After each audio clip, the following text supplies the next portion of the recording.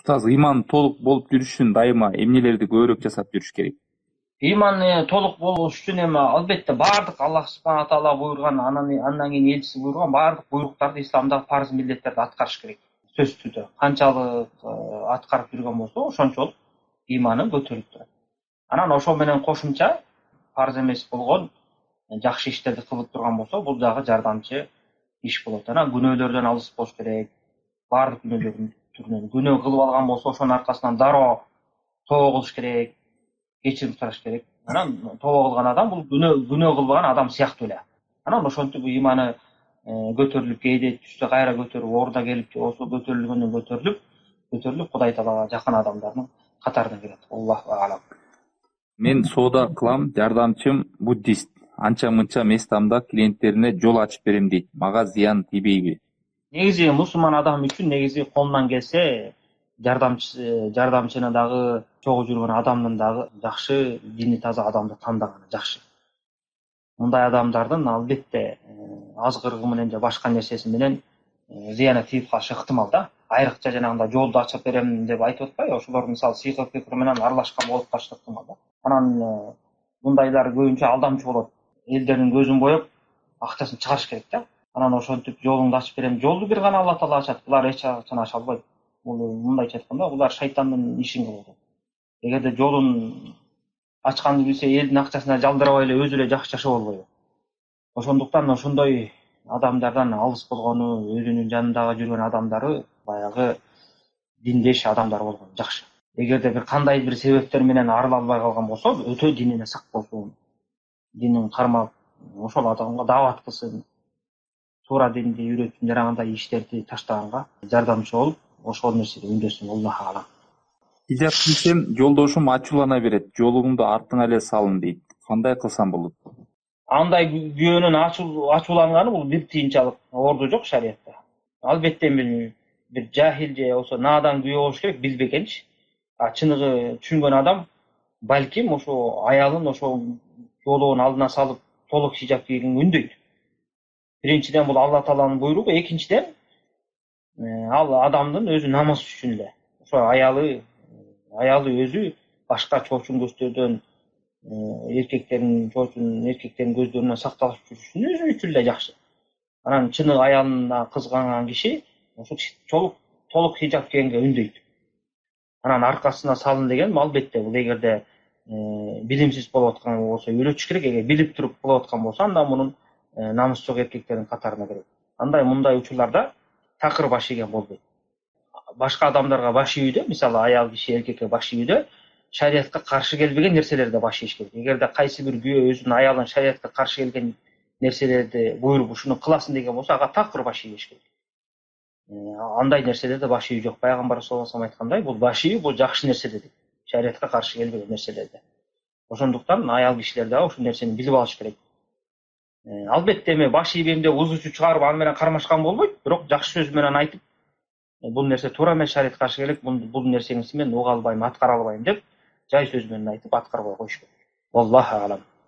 Аллах ыраазы болсун. Парз намаздан кийин кол көтөрүп дуа кылган болбойт дейт. Ушуга бир ачык келген далил барбы? Себеби намаздан кийин дуа кабыл болот деп келет го. Кантип түшүнөбүз бул нерсени? Бул мисалы намаздан кийин дуа кылуу менен кол көтөрүү бир эки маселе да. Албетте парз намаздан кийин дуа кылса болот. Муну көп алымдар уруксат берген, кээ бир пайгамбар саллаллаху алейхи ва салламдын хадистери ошого ишарат кылат. Мисалы пайгамбар саллаллаху алейхи ва саллям өзүнүн Муаз ибн Жабалдын сахабага үйрөткөн да дуа намаздан кийин. Аллахума инни аля зикрика ва шукрика ва хусна ибадатик деп дуа кылды. Жана ошого окшогон башка далилдер бар. Эң негизгиси парздан кийин адам баласы дуа кылса боло берет. Аны эч ким тыйбайт. Кээ бир гана тыйган негизи намазда салам берерин да алдында кылыш керек деп. Бирок туурасы намаздан бүткөндөн кийин деле дуа кылса болот. Муну көптөгөн алымдар уруксат беришкен. Бирок бул жерде бир эки маселени айта кетейин. Дуа кылат десе эле сөзсүз колду көтөрүп кылыш шарт эмес. Балким ошо намаздан кийин жөн гана дуа кыла берет адам баласы, жүрөгү менен кунт коюп, тили менен айтып дуа кыла берет. Бирок кол көтөрбөш керек. Эмне себептен? Мунун далили пайгамбар саллаллаху алейхи ва салламдан ошо намаздан кийин дуа кылганда колун көтөрдү деген келген эмес да. Бул пайгамбар саллаллаху алейхи ва салламда убагында кылуу мүмкүн болгон. Муну бизге эч бир сахабалар жеткирген эмес. намаздан кийин колун көтөр деп. Ошол себептен пайгамбарыбыз көтөрбөгөндөн кийин биз дагы ошол көтөрбөй дуа кылабыз. Бул биринчиси. Экинчиден, дуа кылганда ар ким өзүнчө дуа кылыш керек. Жана жамаат менен мечиттерде же башка жерде кылынып жүргөндөй имам дуа кылып анан аркасынан баардыгы көтөрүп чогуу дуа кылган, бул да туура эмес. Бул диндеги жаңылык. Ар ким өзүнчө дуа кылыш керек. Муну дагы пайгамбар саллаллаху алейхи вассалам анын сахабалары кылган эмес. Эгерде кылган болсо бизге ошонун баары жетип келет эле. Пайгамбарыбыз канча деген намаздарды окуган, сахабалар канча деген намаздарды окуган. Ошолордун бирөөсүнөн дагы баары туруп алып чогуу дуа кылды деген нерсе келген эмес. Ошол себептен биз пайгамбарыбызды жакшы көрүп, пайгамбарыбызды ээрчигөн үчүн биз ошол нерселерди таштап атабыз. Анткени пайгамбар саллаллаху алейхи вассалам Айша небесинин хадисинде айткан ким ушу биздин динибизде жок нерсени кылган болсо, ал өзүнө кайтарылат, кабыл кылынбайт деген. Бул диндеги жаңылык болуп саналат. Ошондуктан бул ибадат кабыл болуш үчүн шариатта эки чоң шарт көрсөтүлгөн. Ошол эки шарттын ар бир ибадатта болсо, ошондо ошол ибадат кабыл болот. Эгерде бирөөсү эле жок болуп калган болсо, же болбосо экөө тең жок болгон болсо, анда такыр кабыл кылынбайт. Биринчи шарт бул ихластуулук. Ар бир ибадатты адам баласы Кудай Таалага арнап, Алла Тааланын ыраазылыгы үчүн ихластуулугу менен, чын дити менен мына калыс Кудай үчүн деп кылыш керек. Эч бир ширкти аралаштырбай. Экинчиси, ошо кылып аткан амалы пайгамбар саллаллаху алейхи вассалам айтып көрсөтүп кеткендей шариаттын эрежесине ылайыктуу болуш керек. Анан ошондо гана ибадат кабыл болот. Эгерде ошонун бирөөсү эле жок болуп калган болсо, анда кабыл болбойт. Мына ошол сыяктуу эле жанагындай намаздан кийин кол көтөрүү же болбосо намаздан кийин чогуу дуа кылуу ушул эрежелерге таянылып тыюу салынат. Аллаху а'лам. Азыр кээ бир аялдар психологияны көп окуп жүргөнүн билем. Бала тарбиясы, аял күйөөнүн мамилеси тууралуу да психологиядан динге туура келгенин алабыз дейт. Анын кооптуулугун айтасызбы? Эми бул психология илими жагынан эмнелерди окутат, эмнелерди окутпайт, мен терең деле маалыматым жок. Албетте эми мусулман адам баласы эң негизгиси тарбияны алам деген болсо, өзүнүн динин үйрөткөн болсо, биздин динибиздеги, ислам дининдеги тарбия бул өтө жогорку деңгээлдеги тарбия. Ага кайсы улуттун, кайсы маданияттын тарбиясы эч качан жакындап дагы жете албайт. Ошондуктан эң негизгиси ошол бүт тууган эже карындаштарга айтат элем, исламды биринчи үйрөнүшсүн.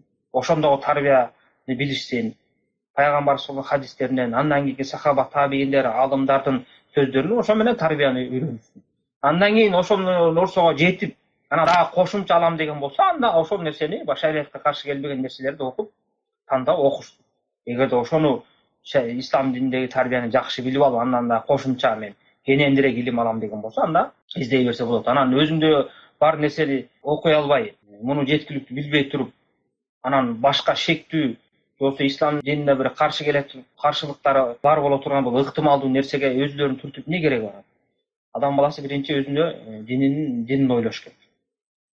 Биринчи ошо динин жакшы үйрөнүп алган болсо, башка илимди талап кылып атканда дагы ошол бул исламга каршы келет экен, бул каршы келбейт экен деп, ошону дагы ылгап биле алат да, айырмалай алат. Эгерде ал динин жакшы үйрөнбөгөн болсо, ал айырмалай албайт. Кээ бир мисалы исламда тарбия көргөн нерселер башкалар тарбия эмес деп көрүшү ыктымал. Мисалы азыркы убакта Европаны же Американы карасаң, тарбия башкача. Алар мисалы 18ге чыккандан кийин бүттү, ал сени баласын үйдөн чыгарып салат, сен чоңойттуң деп.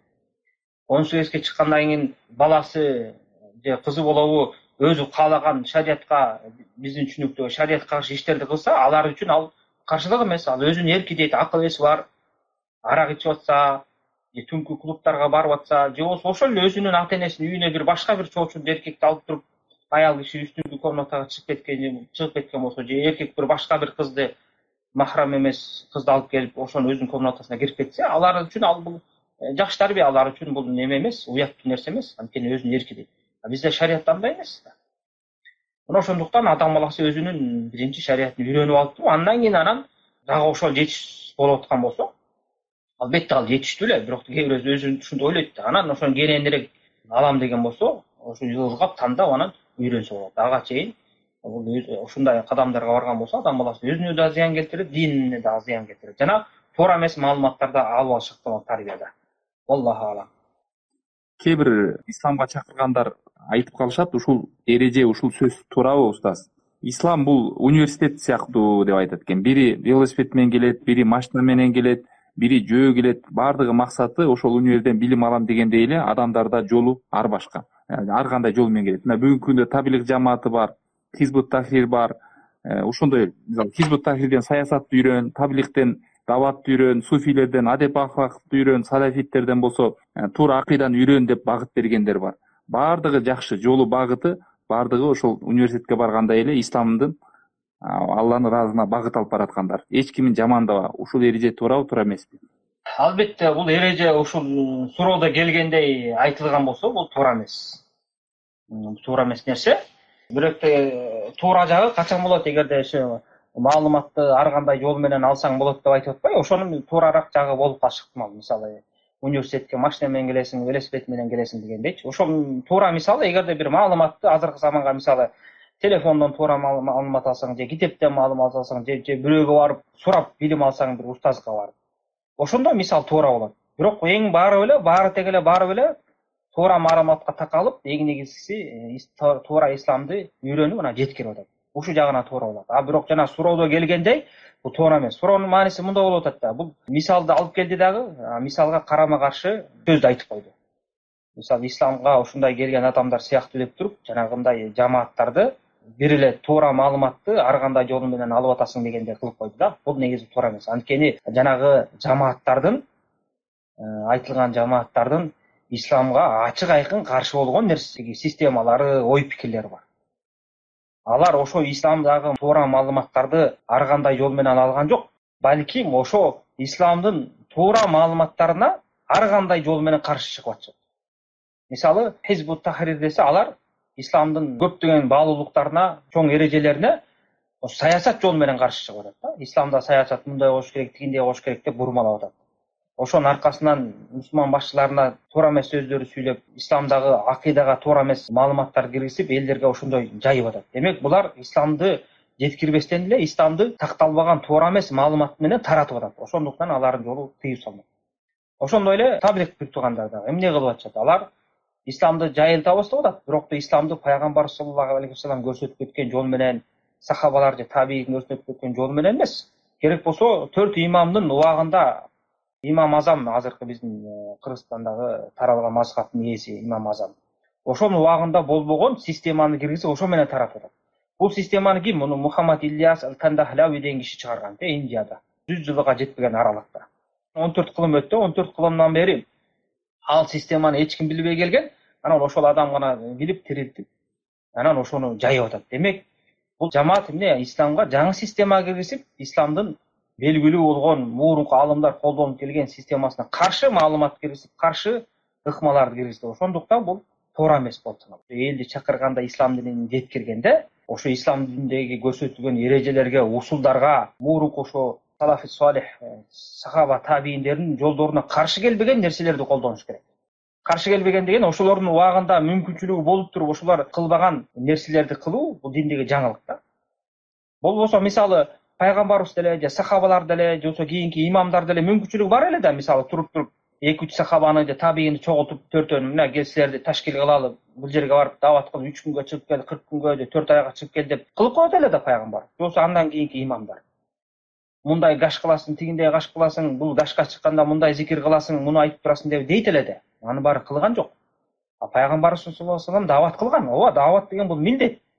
Дават кылышыбыз керек, чакырышыбыз керек, бул парз диндеги. Бирок ошо кандай дават кылып атабыз? Ошондо чоң суроо да. Пайгамбар саллаллаху алейхи вассаламдын жолу мененби, же Мухаммад Ильяс Кандахлявинин жолу мененби? Мына ушул жерде айырмаланат. Ошондуктан адам баласы баягы мындай чоң уран сөздөргө же такталбаган ушундай мисалдарга, далилдерге алданбаш керек. Биздин эрежебиз жана пайгамбар саллаллаху алейхи вассалам айтып кетпеди, Айша энебиздин хадисин айттым э? Ошо бул Бухари, Муслимде келет. Ким ошо биздин динибизге динде жок нерсени киргизген болсо, ал өзүнө кайтарылат деп. Демек, динге жаңылык киргизбешибиз керек. Ибн Масуд деген сахаба айтат, диндеги жаңылыкты киргизбей, динди толук ээрчигиле, силерге уже жетиштүү болду деп атат, диндин маалыматтары.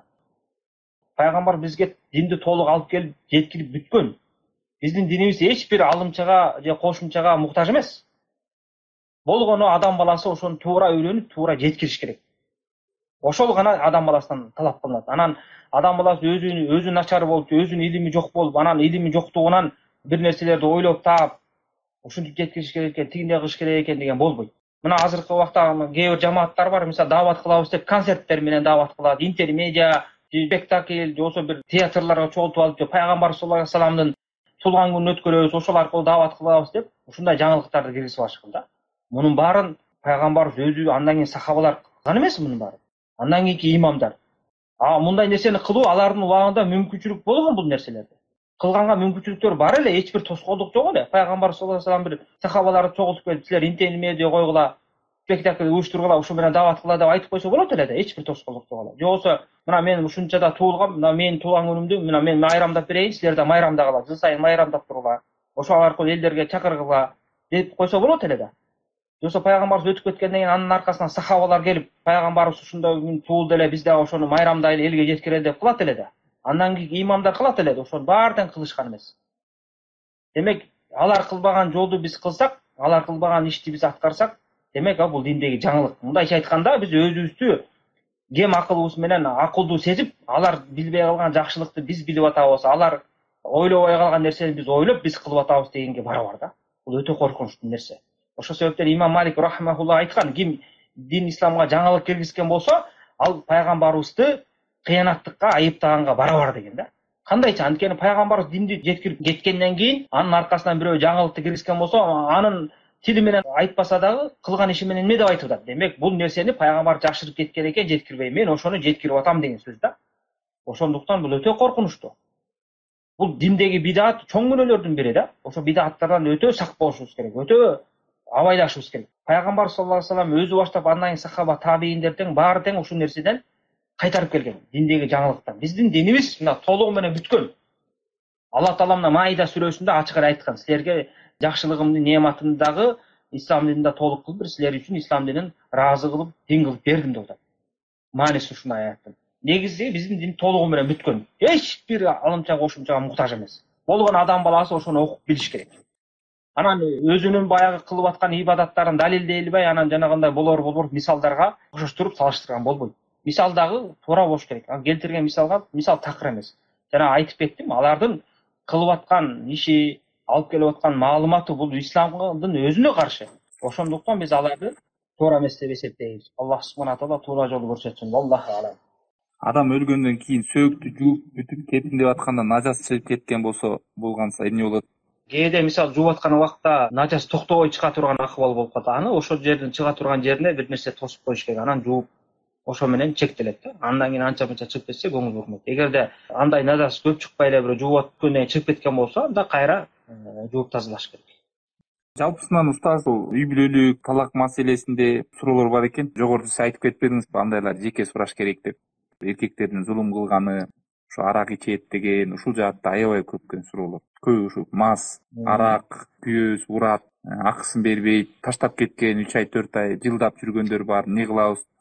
Бул жаатта аябай суроолор көп экен устаз. Көбүнчө үй бүлө жаатында. Албетте, эми ошондой эже карындаштарыбызга Аллах субхана таала өзү жардам берсин. Ушундай заман болот да, көптөгөн эркектерде азыр жоопкерчилик жоголду, диндерин карманышпайт, жанагындай арам нерселерди колдонушат, арак ичет, аялдарына зулумдук кылат, таштап кетишет, карабайт, бакпайт, же ажырашып тынбайт. Мунун баары тең албетте зулумдук. Анан ошо эже карындаштарга ким ушундай нерсеге туш болгон болсо, сабыр кылыңыздар деп айтат элем. Кудай Таалага дуа кылыңыздар, жалдыраңыздар, жеңилдик берүүчү Алла Таала. Анан билип коюңуздар, Аллах субхана таала сиздердин акыңыздарды сөзсүз түрдө кыяматта алып берет. Ким бул дүйнөдө зулумдук кылып кеткен болсо, сөзсүз түрдө Аллах субхана таала алдында жооп берет. Анан адам баласы колунан келген ишин кылып, Алла Таала дуа кылып, сабыр кылып чыдаган болсо, иншалла натыйжасы жакшы болот. Биринчиден ошо эже карындаштарга айтарым, өздөрү да биринчиден ошо Аллах субхана таалага мамиле кылууда өздөрү таза болуп, баардык исламдагы милдеттерди аткарып, парыздарды аткарып, хижаптарын кийип, арам нерселерден алыс болуп, анан ошо менен биргеликте дуа кылып, анан жанагындай күйөөлөр туура эмес мамиле кылып аткан болсо, өздөрү айта албаса дагы башка бирөөлөрдүн сөзү отурган адамдарга айттырганга аракет кылсын, туугандарынан болобу, же жакындарынан болобу, тааныштарынан болобу, же илимдүү адамдарга байланышып ушуларга даават кылсаңыз деп ошондой аракеттерин көрсүн. Такыр эле чечилбай аткан болсо, ошондой жанагындай илимдүү адамдарга барып, ошо өзүлөрүнүн үй бүлөлүк маселелерин көтөрүп, момундай акыбыл болуп атат, биздин акыбызды бербей атат, же башыбызды бошотпай атасыз деп айтсын. Анан араны иншалла ошого жараша маселени карап көрөт, канчалык чындыгы бар, канчалык деңгээлде чын деп карап көрөт, таразылап көрүп, анан ошого жараша иш алып барышат. Анан ошентип баардык мүмкүнчүлүктөрдү, себептерди колгонго аракет кыла берсин. Сөзсүз түрдө Аллах субхана таала жардам берет. Аллаху алам.